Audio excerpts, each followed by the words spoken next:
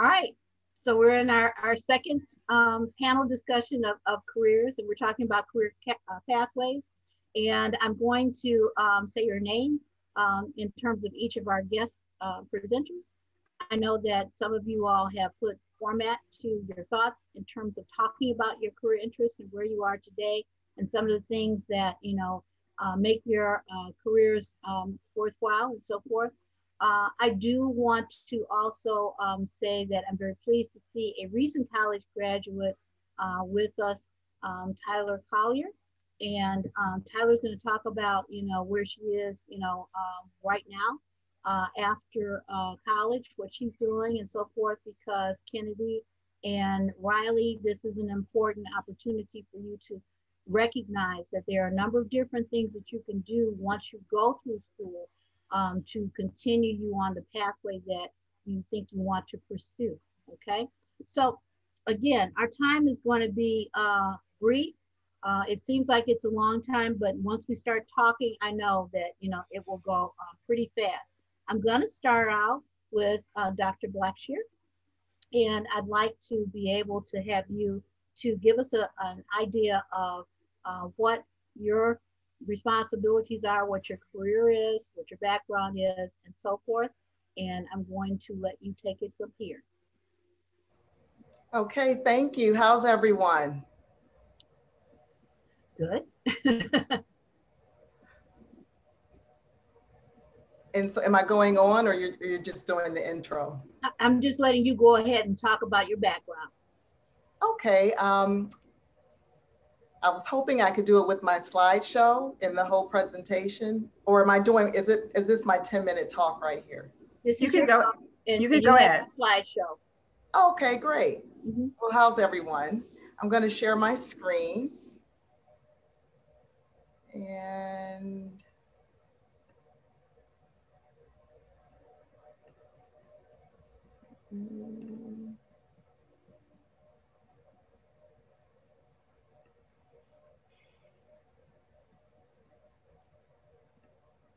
can we get the bio back by any chance, or you want to just go ahead and provide it? I will go on and start. I'll tell what I do during the presentation. Okay. How about that? Can everyone see that? No. It was up. No, it was up. It was up. Okay.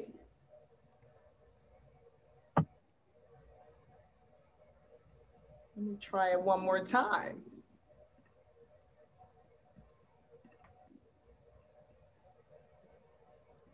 Yep. You can see that. Okay, let me.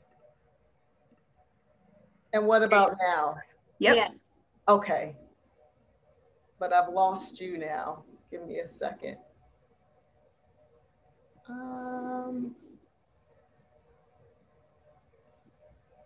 All right, I think I'm gonna have to present it this way, because every time I share it,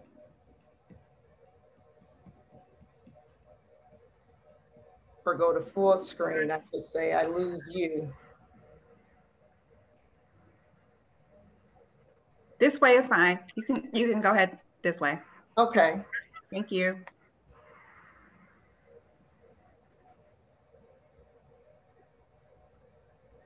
All right, so this is for everyone, not just for the students. Today we're going to talk about kinesiology. I'm Dr. Blackshear. I'm an assistant professor of kinesiology and physical education, teacher education. So I teach future teacher educators.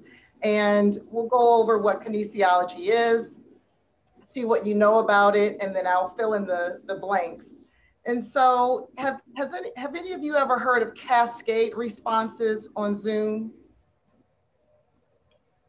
Okay, so I'm gonna ask you to enter what you think kinesiology is, the definition or an explanation, but I want everybody to wait until I say go to enter your responses. So you can just put that in the chat.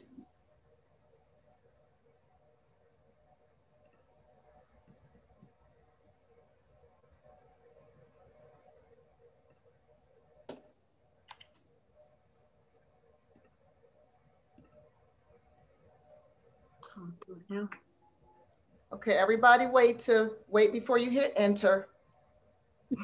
They're gone. They're gone. They're gone.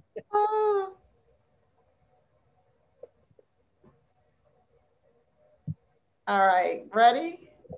Go. Study of movement, body movement, physical activity. I have no clue. I love that. Study of movement.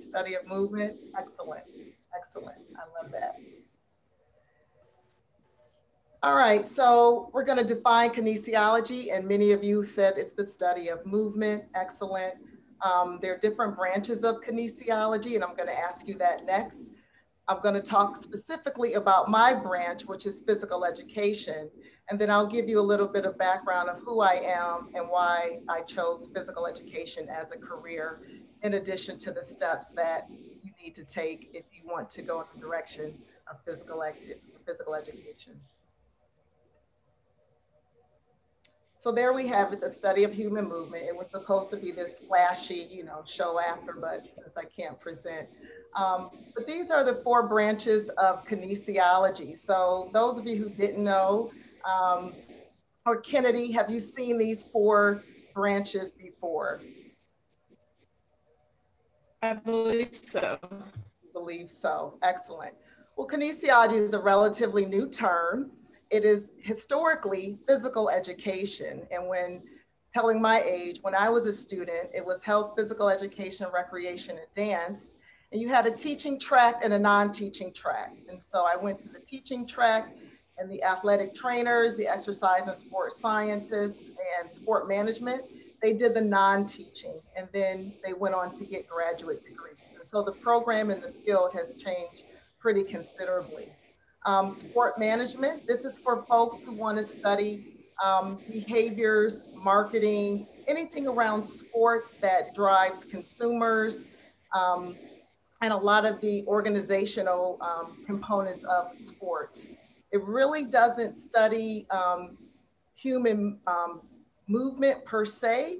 And in fact, sport management is often in School of Businesses around the country. So sometimes they're in kinesiology, but since they're looking at sport from a consumer perspective, others who engage in physical activity, that's why it's still under the branch of kinesiology. You also have exercise science. In fact, my doctorate degree is in exercise and sports science. And these are folks who are personal trainers. They might be exercise physiologists, and they do a lot of the molecular and biomechanical components of physical activity. For example, how do we move during physical activity, our joint movement. Exercise physiology, they look at a lot of how does food fuel the body for physical activity, like why do we carbohydrate load before we engage in long distance endurance activities. And so they're more into the exercise component, which is the intentional engagement in physical activity. And so there are exercise promoters, health promotion folks, and so that's exercise science.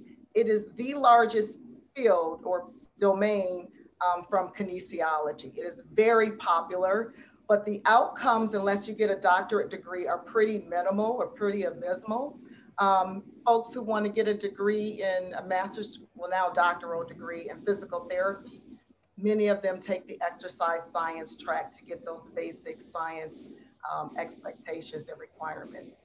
Athletic training nationally has just moved to a master's only, so there's no more bachelor's degree in athletic training. Starting officially this fall, my particular department, we just accepted our first master's students. And these folks work with athletes, and you see them on the fields professionally. They have them in high school as well as college. And a lot of people think athletic trainers do rehab and things of that nature, but their major goal is to prevent injuries, and that's their main purpose. They ice athletes down after games, and they do a lot of preventative measures, exercise, flexibility training to make sure that the athlete stays healthy. And then you have physical education, and it's in bold. I am biased because I am a physical educator. And what we do is we teach others how to move, why to move, why it's important to move, and so forth. And a physical education degree can help you get a master's in all of these fields. So it's a little bit unique. Plus, it gives you the option to teach. Any questions, thoughts, comments? So these are the three domains of physical education. You are teaching motor skills and movement, and the ultimate goal is to develop competent and competence in movement so that you are lifelong movers. And so some of it's the intent for exercise, some of it's engagement in sport or physical activity just because you enjoy the movements. This image here is of a Black woman. Black women are underrepresented in all physical activity fields. They're underrepresented in health and physical education. And any of the domains that you want to, or that you might consider, there are funding for you to go to school because there just really is a lack of representation. Which brings me to, I'm looking at the time. How much time do I have? You have a couple of minutes. Okay. 2. So I'm going to hop down here, then I'll go back to the other slide. But what do you need to be a physical educator? It's one of the few fields that a bachelor's degree is enough. And if you look at Michigan, and I'm in Maryland, the range in salaries is 50 for a first-year teacher is $50,000 to $55,000 to work 9 or 10 months a year. If you're not coaching, you're off at 3 to 4 o'clock, and you have quite a work-life balance. There aren't too many fields with a bachelor's degree where you can make 50,000 plus with summers and holidays off. Most areas you need a teacher certification or a teaching license. However, there are backdoor ways that you can secure any teaching degree depending on the city, state, and the need. We have so many jobs in the state of Maryland. It is ridiculous in physical education. I just tweeted opportunities. There are 21 health and PE openings in the state of Wisconsin. There are over 100 PE positions open in Oregon. And this is because legislature has decided that physical education is important. So you're starting to see more PE come back. Some of the downsides of physical education or being a physical education teacher is it is a marginalized field. So imagine being a Black person or a person of color who's already a marginalized group, and then you're in a marginalized field. And so that can be very frustrating because people think we just roll the ball and not really teach. And we do teach. We teach the psychomotor domain, which is the physical. There's a lot of cognition and transfer and interdisciplinary teaching, as well as the affective, which is your social-emotional aspects of education and learning. Some of the pluses, the impact that you have on students. Students come back and tell you they're active because of you. They decided to major in physical education because of you. Many physical education teachers coach. You have an impact there. And there are a lot of other financial benefits or in the benefits package, insurance, and you still get sick time even though you have the built-in holidays and break. More education is needed, however, if you want to advance. So it's hard to go anywhere in any field, in most fields, with a bachelor's degree. So if you want to leave teaching, you have to get an advanced degree. So why did I pick physical education? I had strong physical educators in elementary and high school. I love to move. I've been an athlete my entire life, and I just get a sense of joy. It's very spiritual for me, and I don't feel right when I'm not moving. I must move. Family, my dad, I have a fond memory of him trying to get in shape, and he took me out at 6 in the morning to jog with him. And I think he doesn't realize how impactful that was, but I've written papers on the impact of fathers and daughters in physical activity, and that's one of my lines of research. You can see my education in the middle, and I've been in the field for over 25 years now. 10 years I taught in the United States. I taught in Egypt for 3 years. I taught in Thailand for 4, and I repatriated in 2016 to become an assistant professor with the goal of becoming the first Black and only Black woman professor to earn tenure at my institution. And so what that role entails is a doctorate degree, publications, and teaching at the university level. It's a lot of research. So K-12, you're teaching, you may coach. At the university level, it's a term that says publish or perish. And so a lot of my responsibilities now involve not only training future teachers, but the bulk of my responsibilities are to publish meaningful research. Thank you. Thank you. You know, I know that there may be some questions, and well, there are probably some thoughts that you may have, Riley and Kennedy, about some of your quote unquote gym teachers now, okay, with regards to what Dr. Tyra has brought to your attention in terms of their background and so forth. But let's save that for just a little bit. We do have a new volunteer from Learning Network that has joined us, Monica Mobley. Wave your hand. Okay. I am going to now go to Tyler, because I know that Tyler has another engagement that she needs to leave us for soon.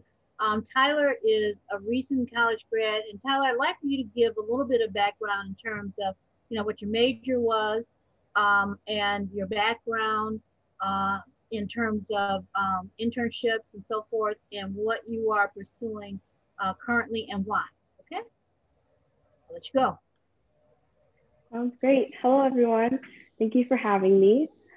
So my name's Tyler. I graduated from Michigan State University.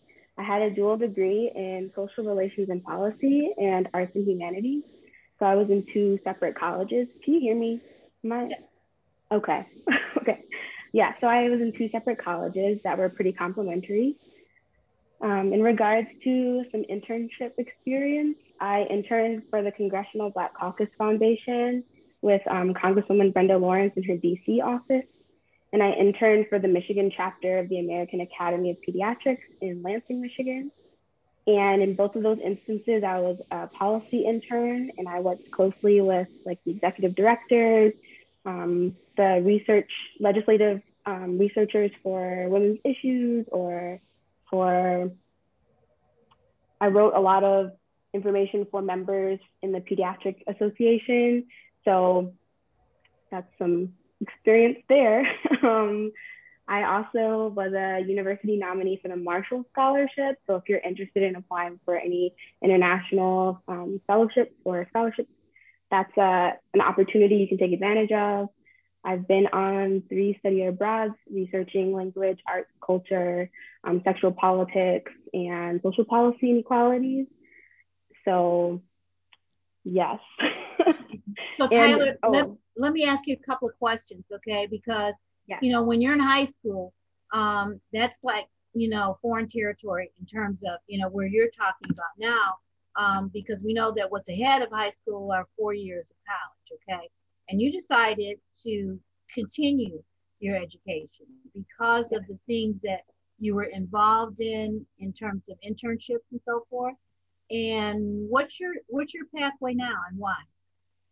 Yes, so I am a new student at the University of Chicago, the Harris School of Public Policy, and I am going to earn a master's in public policy starting this fall. So I chose to pursue that route because the pandemic happened. It was always my intention to work for a few years and then pursue a master's degree. And my last year of college got kind of cut short. And that's when I realized that I kind of wanted to continue with school right away. Job opportunities were a little bit scarce in my field.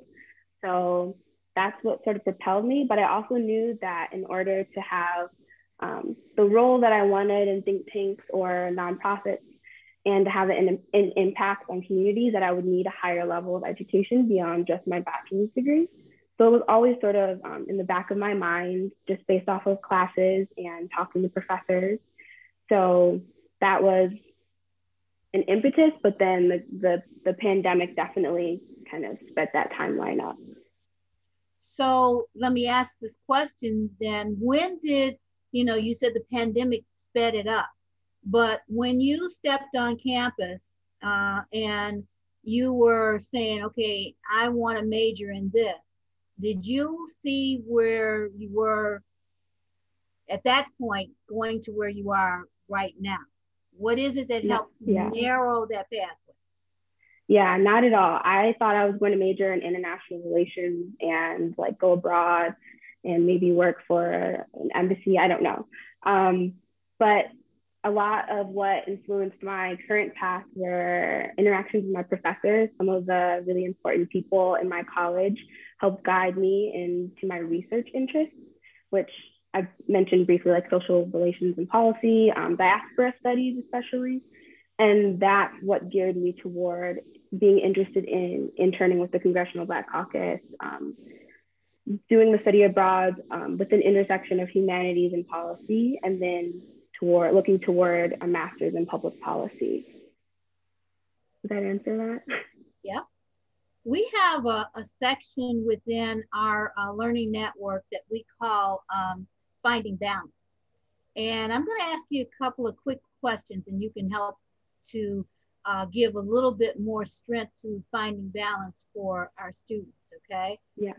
One would be, how were you able to balance all of what you had in terms of courses, assignments, learning, to get around the campus, as well as understanding what was expected of you to go to the next level and so forth? How do you balance all of that when you step on campus?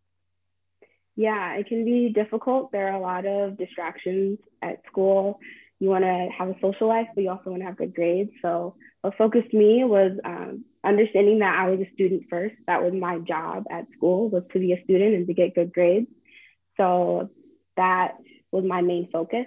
Everything I did, my friends and I wanted to be social. We were going to be social at the library. We were going to study together and make sure we all showed up for our classes and did what we were supposed to do. And that also, it may seem difficult to like focus all your time on school, but that actually freed me up, because once I was putting in a consistent amount of effort in my classes, I had more free time to then join organizations. I was the vice president of the W.E.B. Du Bois Society in my college. So that was a focus for me. So I was a student. That's what I focused on. That's what my friends focused on. And then we could use the time that it gave us to do other things. Okay. I have two last questions, okay? If anybody else wants to jump in, that would be great. We're going to go to Chinane after you. But my first question is, how much money do you think you want to make? I would like to make enough money to have a very comfortable lifestyle to do things I want to do. I want to be able to travel. So that's important for me in my career goals and the time that I get off, and then my income. So numbers wise, I guess maybe 80,000. I don't know. But yeah, I want to have enough money to do the things that I want to do. So I know I need to work hard to achieve that as well. Okay. Last question that I have would be, okay, going back to when you stepped on campus, how would you define the difference between, being in college classes versus high school classes? How would you sum that up? The difference between those two is that in college, the onus is on you. It's all your responsibility. Your professor is not necessarily going to remind you that there are assignments due or walk you through the steps to complete an assignment. There are always opportunities to ask questions and go to office hours, but really it's your responsibility to read the syllabus. It's your responsibility to do the readings and to turn in your assignments. And if you don't, there are always support systems, but it's a personal responsibility in college as opposed to in high school. Okay. Anyone else have any questions? I know I hogged it, but you know, I thought that might be helpful. Okay, well, we'll come back to questions because I'm sure things that will, you know, kind of come up in your thoughts as you listen to others. So can we hear from Chinanye? And am I pronouncing your name correctly? I hope so. Yes, you are. You are. Thank you. So I'm going to share my screen. So I'm going to talk about most of the things in my bio here. They're actually on my presentation that I did.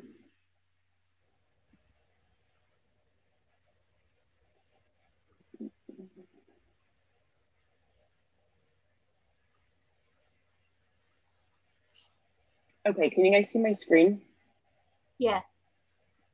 Okay, perfect.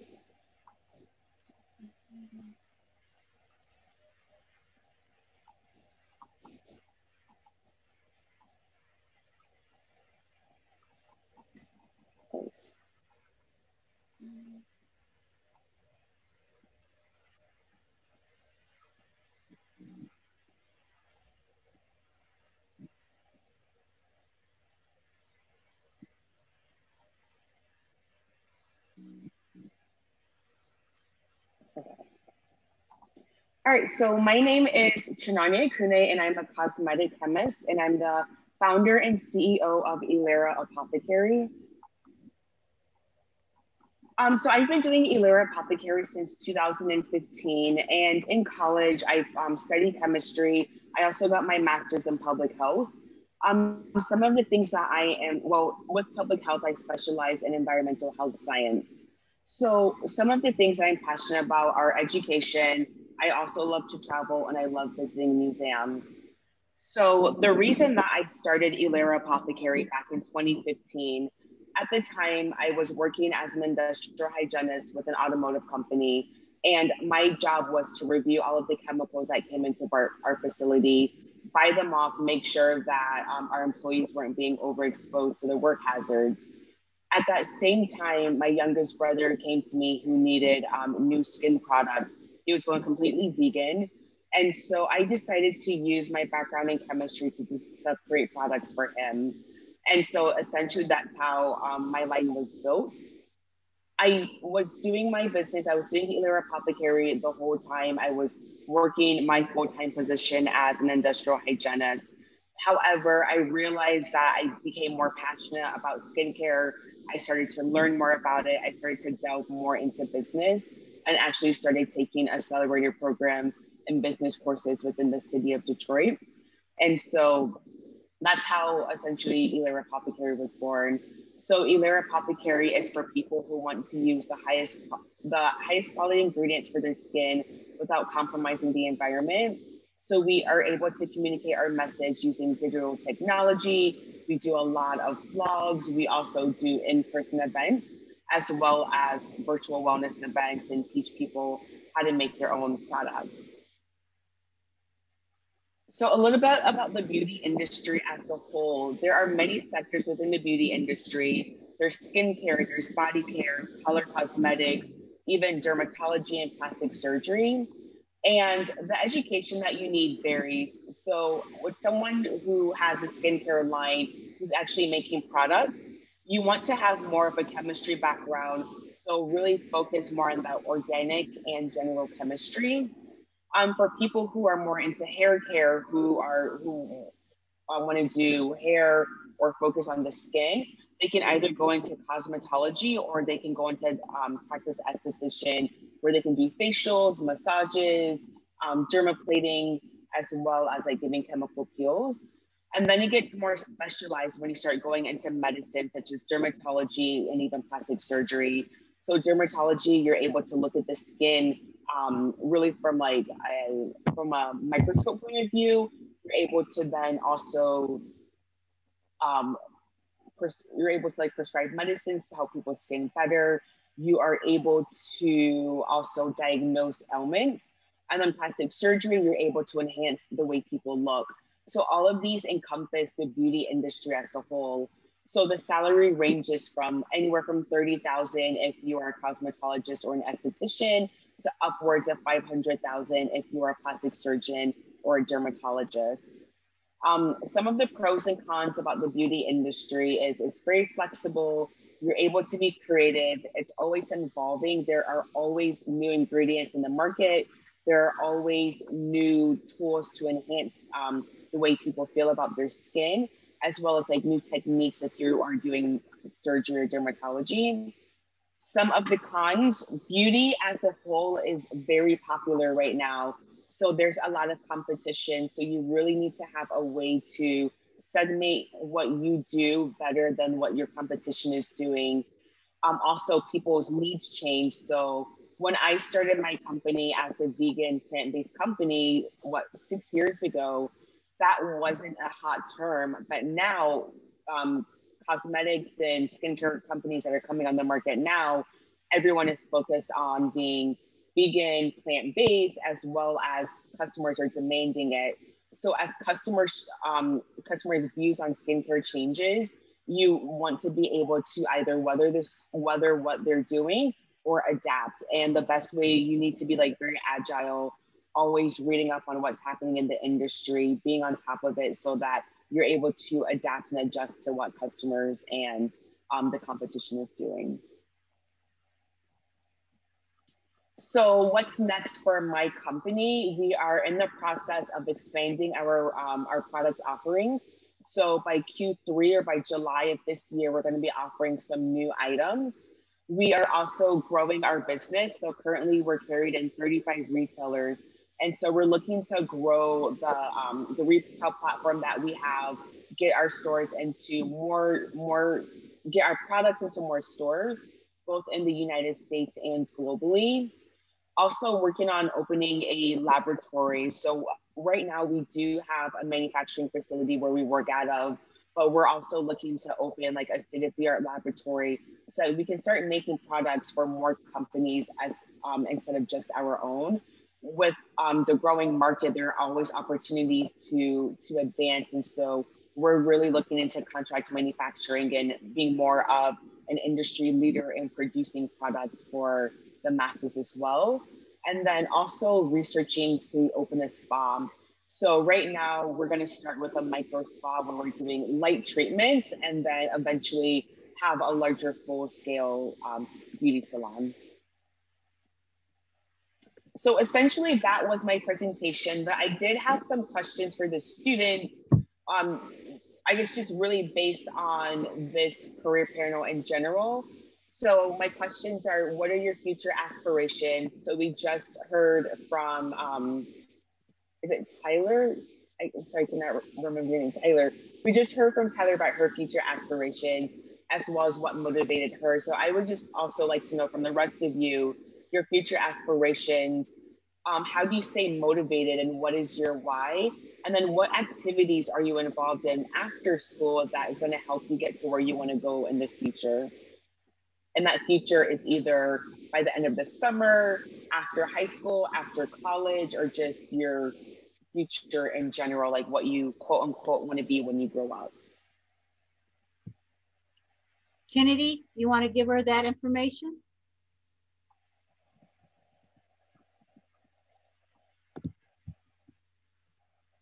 Yeah. Oh, can you hear me? Yes. Oh yes, I can hear you. Okay. Okay. What are my future aspirations? I just want to achieve, be successful. I don't want to be like anybody else because there are like so many girls out there, and it's great that they want to be successful, but they want to be like everybody else. I want to be my own self. How do I stay motivated? I don't know. I just always try to keep a smile on my face and stay positive. My family. I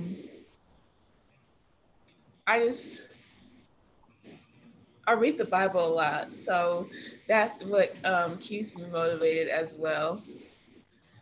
And what activities outside of school? What activities am I involved in outside of school? The TLN program. There is another well, actually, I'm involved in a sport, track and field. I'm involved in an HSI medical program.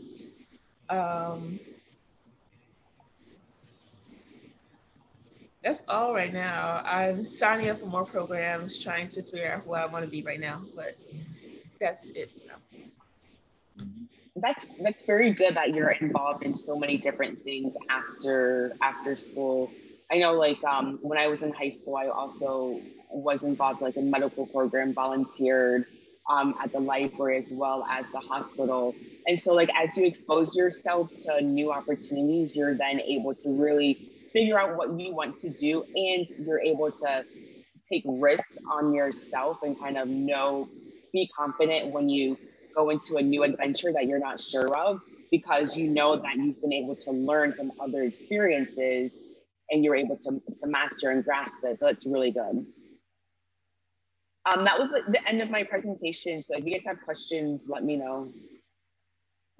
Thank you, thank you, thank you. That was excellent. Very good input. Thank you, Kennedy, for sharing that with us. Gives different insights in terms of, you know, where we are at certain points in our life, okay?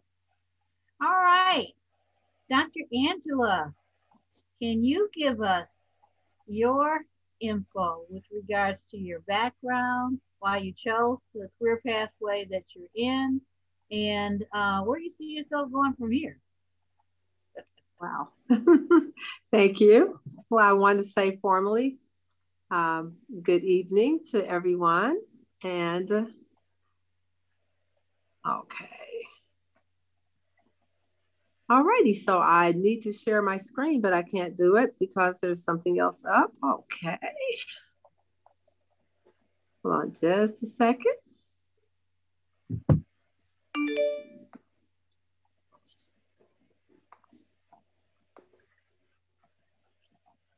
Okay. So I am here to talk to you tonight about a career pathway to dentistry. So was I successful in sharing my screen? Yes. Just always have to ask. Okay, so as you see on the screen, I'm Dr. Angela Rogers, and I am a pediatric dentist. So I am also in the position of being the CEO of Especially for Kids, PC. So I want to talk a little bit about what pediatric dentistry is, as well as what dentistry in general offers as a career for you guys. So pediatric dentistry is no more than the comprehensive care of dentistry for children specifically. We see infants, we see toddlers, we see teenagers, and unfortunately, I still have a few young adults that don't want to move on. But it's very interesting because we provide such a wide variety of services, such as fillings and crowns and extractions and space maintainers. But what's unique about the pediatric dental practice is that it being a specialty, I receive a lot of referrals from people who cannot manage the cases that they have, other dentists, because the children have extensive decay or because they're unable to cooperate, they're just young. I see a lot of special needs kids, and I just provide a lot of support and education. And I perform a lot of sedations in the office. I use medication and other behavior modification techniques, such as nitrous oxide, which is the laughing gas. And, you know, it just keeps us busy, but it helps us to provide a wide variety of service for a lot of kids who otherwise would not be able to receive those services. So you may be asking yourself, why dentistry? So I asked myself the same question. So when I grew up, I don't know if you noticed from my background, and I'll show you again, that I grew up in the segregated South. And when Ruby Bridges was escorted into the schools and integrated, it rang a chime with me. And my mother and other people always encouraged us to know that education is the pathway to success. So I made it I determined that I was going to be a professional. Well, my mom was a teacher, so I kind of thought I wanted to be a teacher. But as I went to school and started studying with different curriculums, I was always drawn to the math and science part. And then I started to just take an interest in healthcare. But when I was in high school, I had a not so pleasant experience. I had a toothache, and my mom took me to a dentist that I didn't know, because he was supposed to have been an oral surgeon, and it was the worst experience in my life. So we set out and found another dentist who was really kind and gentle. He used the relaxing gas. He made me really comfortable. And I was like, it didn't have to be that way. And I started to pique my interest in not just healthcare, but in dentistry. So that coupled with the fact that I love children and always gravitated towards children, and that I desired to be my own boss, is what led me to pursue a career in dentistry. So in terms of my educational background, I took the advanced college prep courses in high school, which is really always great to be prepared. But I went to Spelman College, got a bachelor's degree, went to the University of Alabama, got my DMD degree, went to the University of Michigan, and had the great opportunity to have a fellowship in pediatric dentistry, where they actually trained me specifically for what I do now. So consequentially, I have been doing this for the last 38 years. I've been in private practice. So I pride myself on providing an excellent dental service. But one thing that I had not really thought about sufficiently was the fact that being the owner of a dental practice means that you are the CEO of a corporation. You actually have to run a business. So that means that I'm the one that's in charge of doing the payroll. Well, with my office administrator. I'm not going to give myself too many kudos because I don't really put my hands on it. But the hiring and the firing and the management of the employees and the setting of policies, how things are going, and making the business not only profitable, but making it beneficial to everyone that comes in is probably one of my greatest responsibilities and my greatest challenges. So in terms of dentistry, though, you may be saying, you know, I don't want to be a dentist. I certainly don't want to be a pediatric dentist, but there are other career opportunities within the dental field that you could pursue. And I just want to briefly mention those. There's, of course, the dental assistant that works chairside. And some of the people who work at the front desk are also considered dental assistants. And basically what they do is support the dentist in the running of the practice. So the educational level for that can start as early as in high school. Some people take VOTEC. I've had interns come in and they actually work with me. Excuse me, I had to get a little drink of water. And then you do a 1 to 2 year training program and some OJT, and you are not required to be certified, but certification is certainly encouraged. So the pay range for that is between $18 and $30 an hour. However, the next step up requires a little bit more training, a little bit more time. So there's a dental hygienist in the office who actually is the first patient contact, does the initial exams and cleanings and toothbrushing. And you know what a hygienist does when you go to the dentist. Well, that person actually goes for a minimum of 2 years to a community college and then pursues a bachelor's degree at the university. And that includes clinical training and is board certified. So the pay range for that particular job in the dental field is between $25 and $40 an hour. So as you see, as the effort goes up, so does the pay.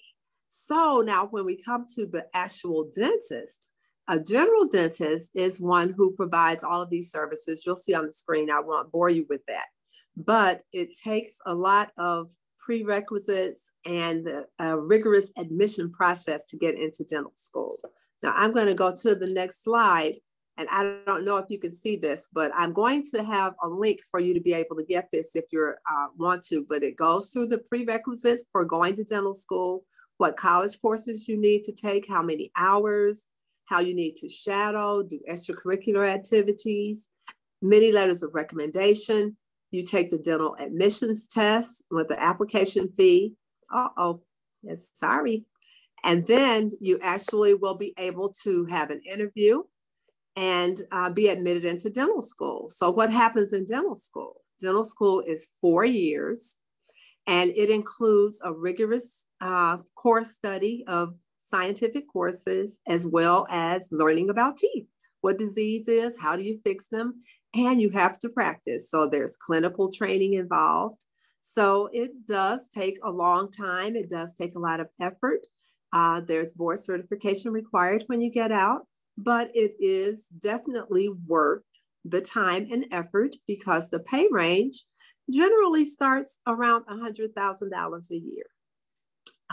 It kind of varies based on what type of work you do, whether you work for yourself or whether you work for a corporation, whether you specialize, and of course, if the business is successful. So as I talked about, I am a pediatric dentist, so I see a special population, but that is not the only specialty in dentistry. There's also a specialist that does root canals, that's called an endodontist. Then, you know, the people who take out your wisdom teeth and always are putting jaws back together when you may have an accident. That is the oral maxillofacial surgeon. Then the doctor that does braces, orthodontist. Everyone's familiar with that. The periodontist, some of you may have not been familiar with that, it treats all gum disease and diseases of the bone and supporting tissues. And I talked about pediatric dentistry. Prosthodontics is for people who have lost teeth. They can be replaced with a lot of different, you know, dentures, partials, those kinds of things. But there are also some less familiar specialties in dentistry that really you don't have to come in contact with patients so much. There's public health. There's dental anesthesiology, where you just put people to sleep.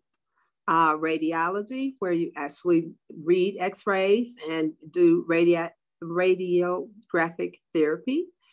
Oral medicine. And then there's dental research, where you actually just figure out how to come up with better ways to treat dental diseases. So as you can see, there's a wide array of things that can go on in the dental profession. I'm going to skip the good stuff and go to my worst part of my profession. So even though I love what I do, I sometimes can be challenging because I run a private practice. So I do have some challenges with attracting and maintaining staff. So, you know, I think that's with any business. You know, you have to have a person buy into your vision and to support you and, you know, try to motivate them and be an integral part of your team.